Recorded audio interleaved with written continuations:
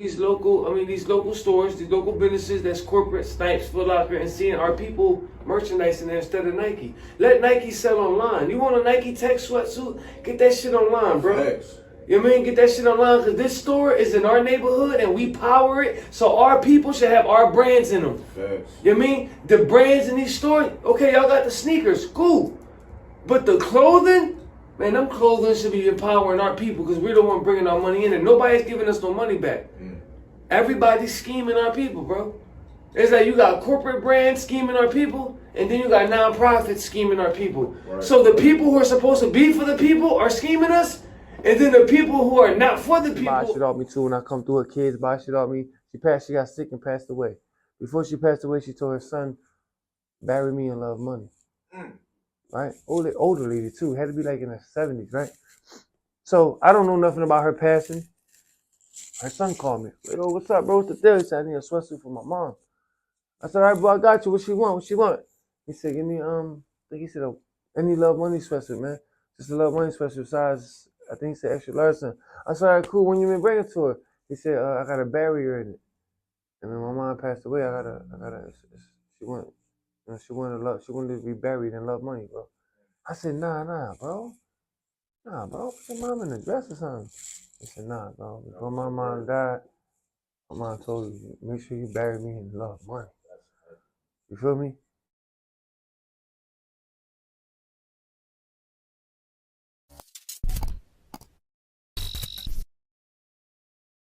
You already know what it is. Your boy Drill. You got the pilot in the building, man. The shot, what's the deal? Y'all know what time it is. 2023, man. New year, new money.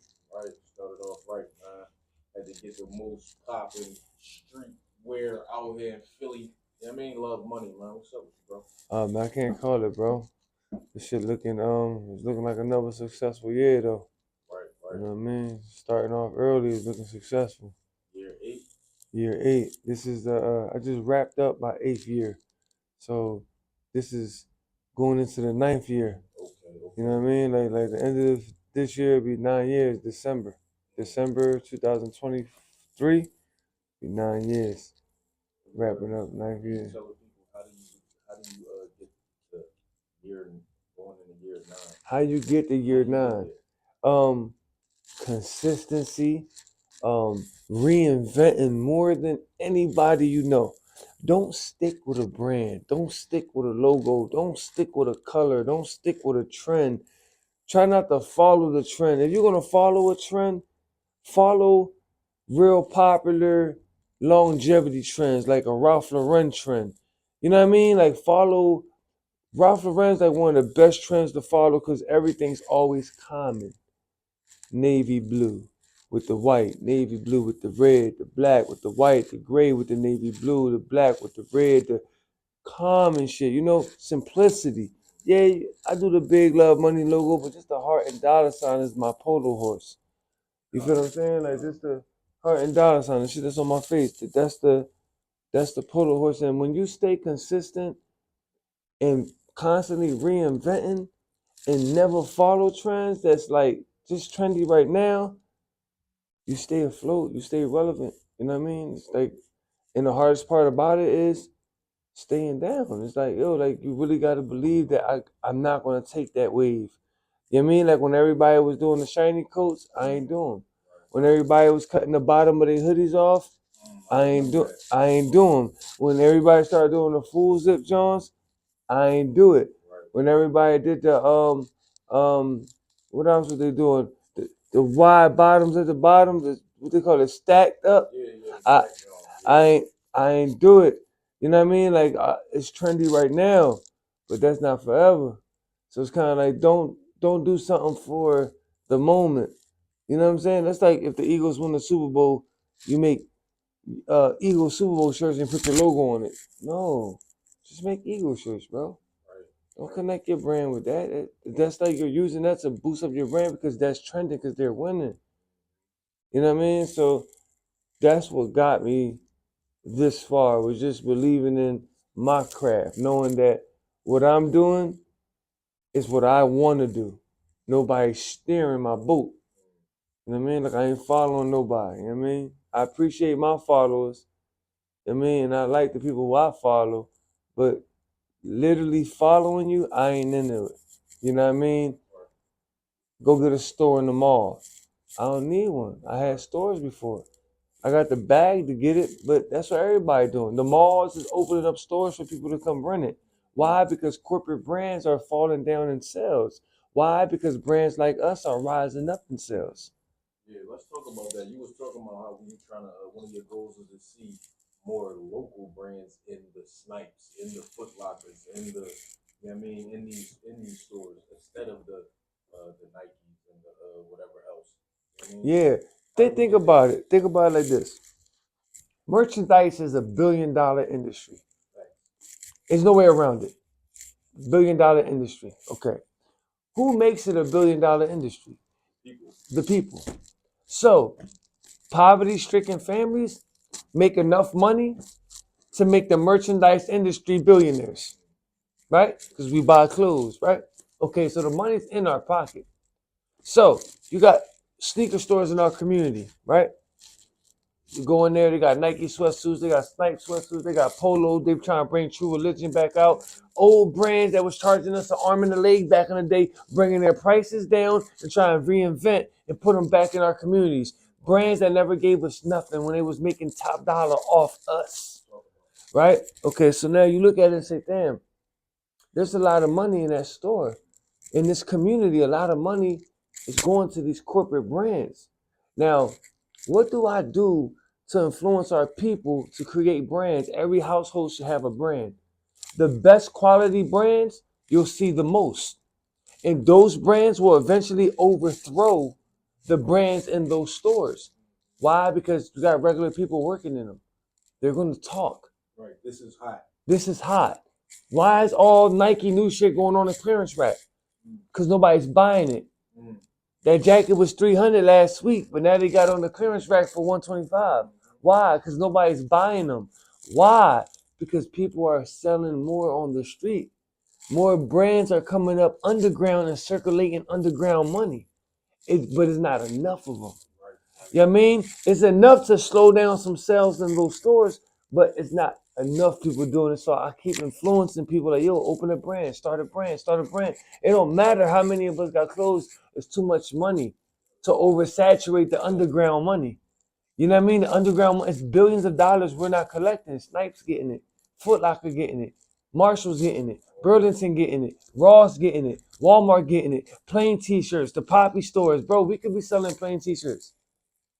You know what I mean? Merchandise. Fuck a clothing line. Merchandise industry. So just imagine walking in the Snipes and all they got is sneakers. Right. That's corporate. Everything else is a local designer. People from our communities got their brand in there because they put in the footwork. You know what I mean? They made people come in there and ask for our brand. Toxic love money. How about we do a campaign? We go get everybody that fuck with us together and we do a private meeting. And we say, look, we're going to go to 30 Snipes today and 30 Foot Lockers. And we're all going to go in there and ask for love, money, and toxic. You know what I mean? We're going to do this twice a week for 6 months. Right? What's going to happen? They're gonna be like, hey, what the fuck is this? What is this? I mean, what is this? People coming here asking for what is this? Because they don't want this. You know what I mean? You know, I need time. No, we got the Nike sweats. I don't like that. Like, I like it, but I like it more if Love Money was on it. You know what I mean? Like I like Love Money on that. You know what I'm saying? But just imagine walking into these local stores, these local businesses that's corporate, Snipes, Foot Locker, and seeing our people merchandise in there instead of Nike. Let Nike sell online. You want a Nike tech sweatsuit? Get that shit online, bro. You know what I mean? Get that shit online because this store is in our neighborhood and we power it. So our people should have our brands in them. You know what I mean? The brands in these stores, okay, y'all got the sneakers, cool. But the clothing, man, them clothing should be empowering our people because we're the one bringing our money in and nobody's giving us no money back. Everybody's scheming our people, bro. It's like you got corporate brands scheming our people and then you got nonprofits scheming our people. So the people who are supposed to be for the people are scheming us. And then the people who are not for the people, they've always been scheming us. They're the slave masters. They're always going to scheme us. But it's going to take the people who are, the only power you got is the power the people allow you to have. Don't ever forget that, man. I mean, Snipes only got the power they got because we allowed them to have the power. If this was the 70s, maybe the 60s, if we had those same leaders back in the day in today's world, it won't be like this, bro. This shit won't be like this, bro. There shouldn't be. We'll own these lots because of the way they united back then, the way they came together for a cause. If we had today's modern day of Black Panthers, this shit won't be moving like this. You niggas won't be fucking reselling sneakers to us for the high and all that. But what? No, we ain't doing no raffles for no Jordans, bro. Right. You feel what I'm saying? Y'all not even gonna sell clothes. If we had King, Malcolm X, and Martin and the Black Panthers in different parts of the world in today's life, bro, that plaza down the street will have local brands and that Snipes. Oh, y'all just ain't got this, John. Because we gonna make it uncomfortable. If we had those people in today's world, and this is what I'm trying to bring back. I'm trying to bring back the Black Panther movement in a more positive way. Less violence. I'm trying to bring back that Malcolm X and that Martin Luther King like statues back to today's world. Like, yeah, I'm with peace. But if you ain't trying to do peace, I got to play Malcolm on you. And nigga, we got to get busy. But we got to bring that back today because it's needed right now. You feel what I'm saying? So it's like, let's say we brought that back today. And now these corporate stores in our communities, they're going to be forced to break bread with us, bro. You know what I'm saying? You got these Chinese stores. They making millions on us, off our people. Never gave us book bags. They never gave us free food. They ain't got a day that's once a year where they just take care of the hood. They don't give us no credit. Very likely that the chief is giving us no credit. But we've been feeding them millions. But that's part of unity. That's not here. That's part of our Black and Latino leaders that's not in, that pushing like, yo, why y'all don't give back to our communities? That's them nonprofits that's act like they for us. They just pocket that money, right? And then they give like 10% to the community. So if this nonprofit raised 90,000, 100,000, 50,000, 40,000, whatever, they're going to take that 40,000, right? They're going to divide it amongst the employees that's part of the nonprofit for a so-called program to do some shit. And then the pennies that's left, that's what actually goes into the community. How do we flip that right there with these nonprofits? How do we actually see the money? That's because when people are giving these monies out, these grants for the hood, how do it actually trickle down and we really see it? Well, what trickled down to is people taking their power back. You gotta understand that's why unity is important. There's a lot of false leaders in the city right now. It's a lot of false leaders. And that's why you probably don't see me in the limelight too much. Nobody puts light on the things I do because the things I do take real work. You know what I'm saying? It's like it's gonna be real work. Like if you got a nonprofit and this people gave you 100,000, you're telling me in 3 months, you need more money, but where did the 100,000 go to? Right. I'm gonna tell you where the 100,000 went to. The 100,000 went to a tax write-off, right? Whoever gave the 100,000 up, they probably gave up like 50 for real. But they're gonna write off 100 though. And out of that 50, there's gonna be people that put some money in their pocket, right? That's politics. That's politics, right? It might come back 30. Yeah, so it might come back 30, and then that's gonna get paid amongst the employees that's gonna run programs that act like it's better in the community. That's where the money went at. But okay, so how about this? How about if this nonprofit? How about, you know what, big homie, you got some M's? Give me 100,000. Now watch what I do. You know what I'm gonna do with 100,000? I'm gonna tell you what I'm gonna do with 100,000, and I think this is how nonprofits should run their business. A nonprofit should be a secret society. A nonprofit shouldn't be for first come, first serve. Anybody can come get this shit. You know why? We raised 100,000 a day. We gave away all these toys, right? The people who came and got toys, are y'all going to be able to donate something for us to be able to do this again next week? No. Y'all going to wait for another rich nigga or a rich company to give us another 100,000, right? So we're becoming dependent. Just something with we'll wait now. But how about we put $1 a day up so that 100,000 we raise, we could do that shit once a month. Because we're all putting $1 a day up to a nonprofit. You feel me? I was doing that for a minute, and I got plans to read. We about to bring it back. It just had to organize things, had to learn from other nonprofits and see what they're doing wrong and see where they're scamming at. So I don't mix with y'all. I don't politic with y'all. I don't follow your steps, and I'm learning from what I don't like that y'all do. But back to what we were talking about. How do we flip with the money coming back to the community? These people gave you 100,000. You put these programs in place, and then you had to take money out of that money and pay people to be the staff in these programs that y'all put in place. Now the money's gone. You know what I mean? Because the employees got paid. Food, a little trip to the zoo. The money's gone. Okay. Right, some $2 book bags, Foreman milk coats, whatever. The money's gone, right? Now we gotta wait till we raise that money again, or somebody else gives it to us again, right? So now how about me? You give me 100,000. You know what I'm gonna do? This company gave me $100,000 check, and they say this is for your community towards your nonprofit. What I'm gonna do is I'm gonna take that 100,000 and I'm gonna use it to influence my people to match it.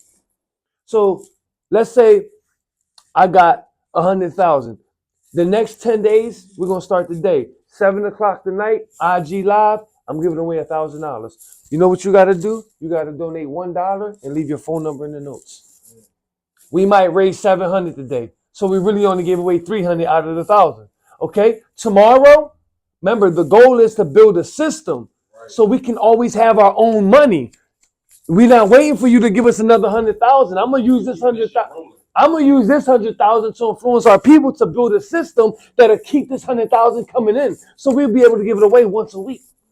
You feel what I'm saying? So for 10 days straight, we're gonna give away $1,000 a day. So today we gave away $1,000 7 o'clock. Somebody that donated $1, we called the phone number in the notes. Yo, come get the stack. Where you at? Now we don't give them cash. If you donating this $1, you better have some type of household. You feel me? Because when we call you and you ain't got bills for us to pay, you don't get $1,000 in cash. We don't give you cash. This $1,000 is to pay household bills, to lighten up burdens on families that are poverty stricken. So don't donate $1 if you ain't got a household that you holding down. Don't even waste your time. Because we coming to pay bills, Wi-Fi, cable. That's what the first 1,000 go to. The next day, we do it again. We might raise 800 the next day, so we only lost 200. Then the next day, we might raise the whole 1,000. So we gave away what we raised. Now the 100,000, it stops getting wasted because now we built a system to have our people. We're giving away the $1,000 every day toward bills, lightening up burdens on poverty-stricken households. Where do the violence start? Why you want to do that? If you're a nonprofit, you're supposed to be making the community a better place. If you see the community is stricken with violence from these young boys, right? You have to understand the root of the problem is at home. So we got to find a way to lighten the burdens on community households. Mommy stressed out because why? She only getting by. All 3 of the boys wasn't be able to get sneakers this month. They all wasn't able to get clothes this month. Mommy stressed out, frustrated. They feel that frustration from mommy. They come outside frustrated. They need new clothes. They're peer pressure. They getting bust on. They want little pretty chicks. They want to go to the movies. They want a Paradox hoodie. Shit, $200. I gotta go get 200. I'm finna go put some work in. Whether I'm a trap, I want love. I want a pair of Miris. You know what I mean? I want a pair of Balenciagas because these are the people. These are the brands that they're influenced on. Like, yeah, we gotta wear that and we lit. Now they go outside. Mommy frustrated. They ain't got no money. They go outside frustrated. They get into shit. They robbing and stealing. You know what I mean? So now, if we build a system to lighten up the burdens on mommy, let's pay mommy rent this month. Mommy in a better mood. Guess what happens? That energy shifts in the house. That young boy walks out a little happier today. Are we going to change everybody's life overnight? No, it's about starting somewhere. You mean it's about starting somewhere though? Just think about it like that.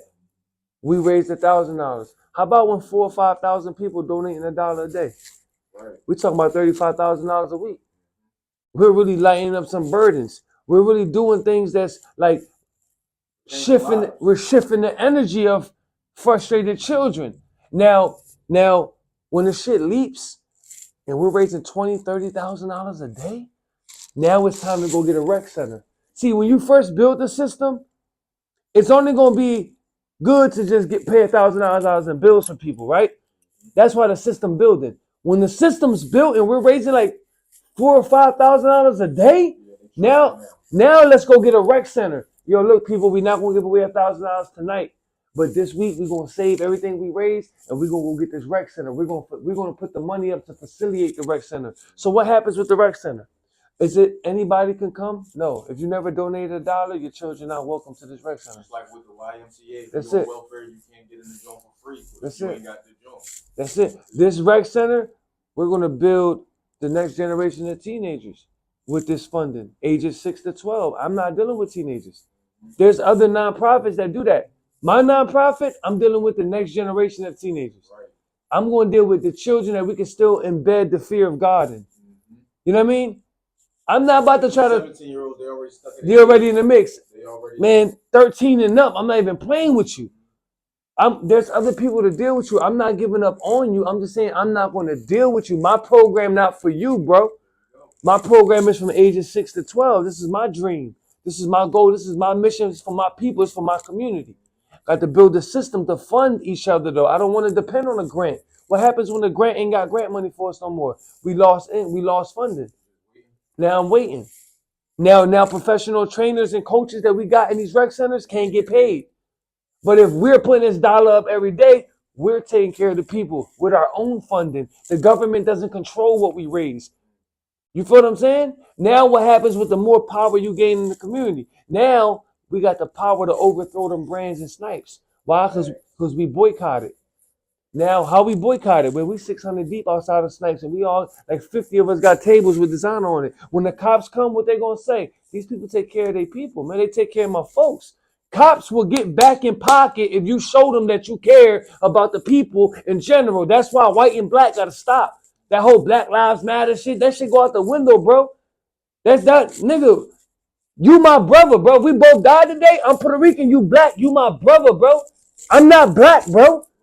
Fuck what you consider me or what you put me under. Nigga, don't put me under shit. I'm not black, bro. I'm Puerto Rican. You're African American. Strip both of that, you're my brother under God's world, bro.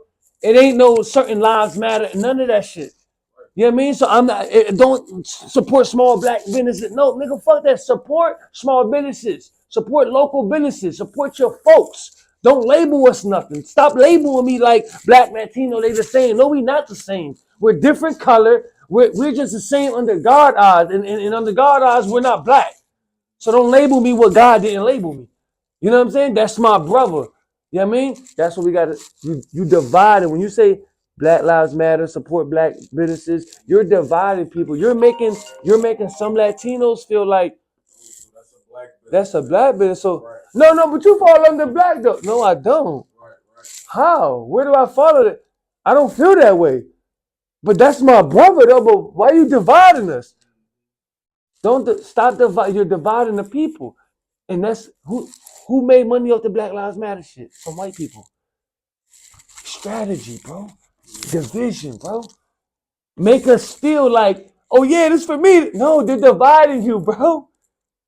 That's why we got to stop all that picking sides. You feel me? We got to stand with each other. You know what I mean? United. You feel what I'm saying? Not a certain race. People. If you in the poverty-stricken communities, we got to stand together. We got to support each other. You my neighbor. Exactly. So a nonprofit that I plan to run in the next 3 or 4 months is going to be more structured. It's going to start off small. It's going to be a private society. And it's not going to be for everybody. If I give away book bags, I'm giving away book bags to the people who donate $1 a day. I'm not going to give it first come, first serve. I'm not helping people that who are not helping. Why help people who don't help? It don't make sense. It's like, okay, we're going to give away 500 book bags, but the people that came and got it, 400 that seen it first and was like, oh, they giving out, you know what I mean? They pulled over and they was there. Are you going to help us get more book bags? If you came and got one, can you make a donation? A daily $1. I'm not asking nobody for $10 a day. I'm asking for $1 a day to go back into our community. So if I had, when I do get into politics, and if I ever ran for mayor, I would try to get a community tax. If Nike sells a pair of sneakers in Philadelphia, we need $1. That goes to the community tax because you sold that to a Philadelphian. If Gucci sells a fucking Gucci hat in Philadelphia, we need $1. For every item you sell to one of our people that y'all corporate, we need $1 tax. The shirt, the Gucci hat, $700. Well, you giving me $1? Community tax to go back to the people who are supporting you.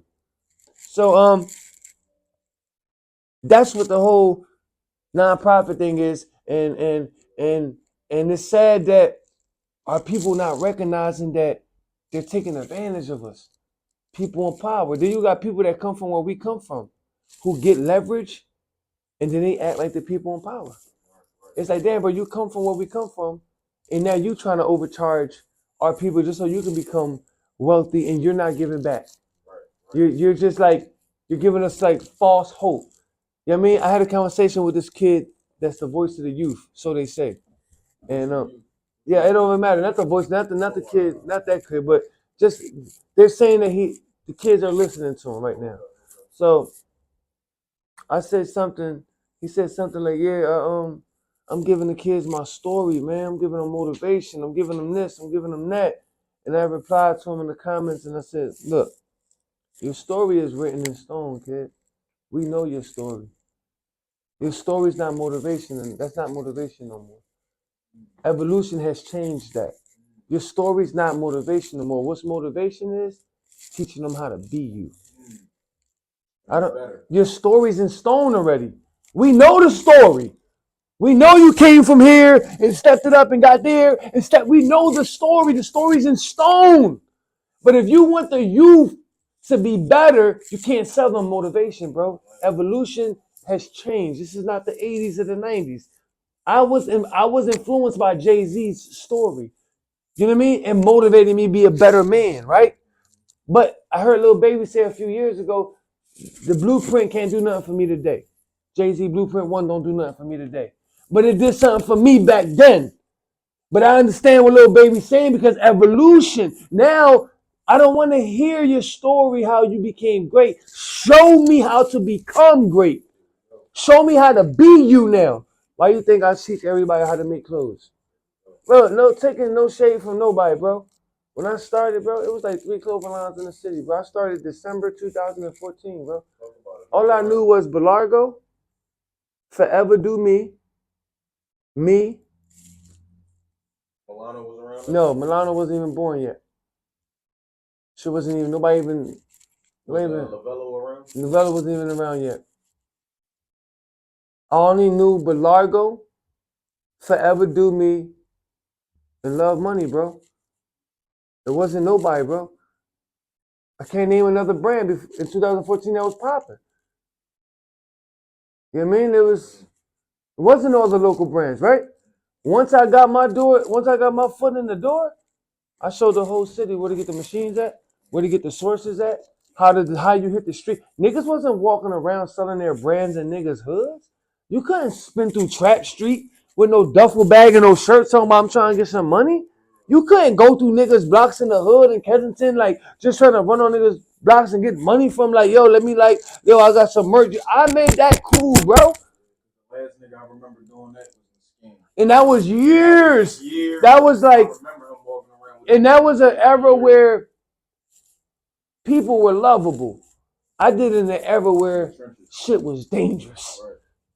It was like, bro, don't come through my block. In them early 2000s, everybody was happy still. It was like, shit was cool. It was like a party era in hip hop. Hip hop was more about like getting money and being flashy, and rap music was like, you know, you talk gangster shit, but for the most part, it kept you jolly. Like, you like, damn, kissing and fucking that shit. They going at 50, like, them bars. Now, hip hop is about murder. Ice grill, all black, all day, new boxes, new box hat, ski mat. So, drilling this, drilling that, sipping lean, spin the block. I made it cool for you to be able to spin niggas blocks in that generation of music that influenced our people when they was in the, you know what I mean? I made it cool for you to spin. After I did it for like 3 or 4 years, then other people felt comfortable following behind me because I broke the ice. I let people know in the streets like, yo, bro, you see them boys come behind me and do what I'm doing and show them love the way you show me love. People wasn't doing that. You couldn't just spin through people's blocks.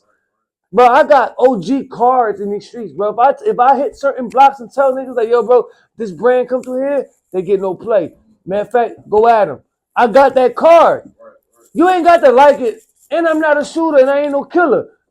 You know what I mean? But it's seeds that I planted. It's work that I put in that if I point and say, yo, bro, they don't eat in this neighborhood. When you see them spin, you let them know like, yo, don't come back. I could pull them cards. Why? Because, nigga, I built that. I open them doors, bro. Okay, like, yeah, everybody can be touched.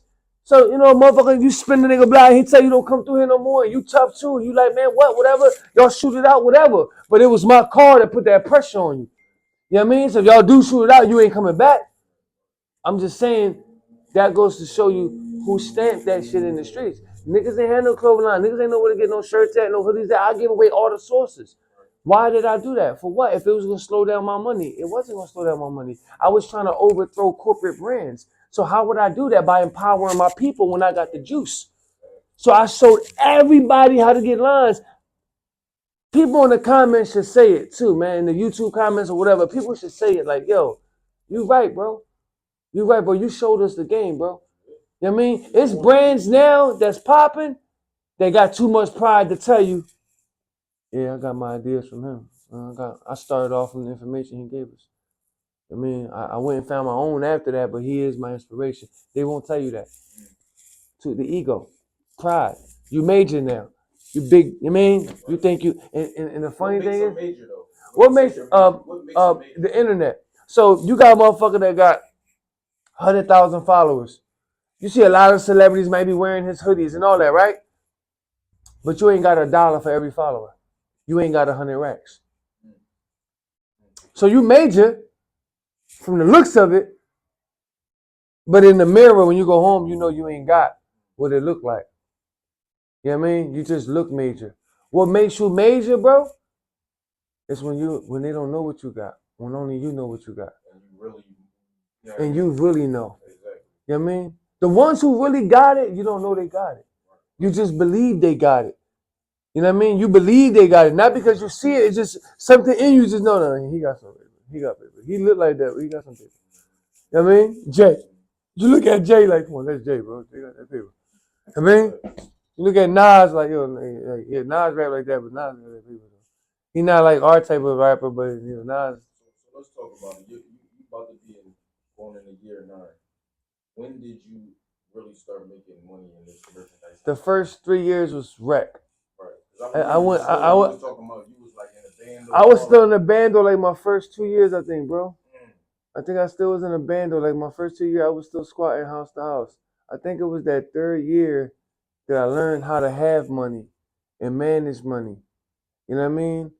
It was another thing. Yeah, it's different from getting money, having money, and making money. So you could be getting money because, you know, you just come across shit randomly and it's like, bang, that's getting money. Making money is when you like you consistently making money. You got a flow. Like this shit, you making money. You feel me? Now, having money is the point where as though you just mastered it. Like, you know, it ain't nothing to have it. You know what I mean? Getting it is like when you just get it. Like I said, you here and there. You know what I mean? Making it is like when you got a system built. You feel me? Getting it and making it not the same thing. You know what I mean? You could be getting it today, 10 racks, but next week you broke it. You just got to wait for something to come in. Making it means you got a system that's going to keep you making. It's going to keep coming in. You feel me? Having it means you mastered this shit, nigga. I have it, bro. I have it. Today I can have $500 to my name. Tonight I can text 100 people to let me borrow $1,000. They go 100 bands. There's 100 people that I can get $1,000 from. They go 100 racks, my nigga. I'm back. Like this. I know 130 individuals that's gonna give me a stack and come and get with me whenever, bro. I know. I know because I know you. I know your footwork. I know you're gonna give me my rack back. But that's what makes you major. Preference. If you grab 20 young boys right now and 20 adults, these 20 young boys, you say, who's the hottest brand in the city right now? These 20 young boys might say, this brand right here. That's the hottest brand, you know what I mean?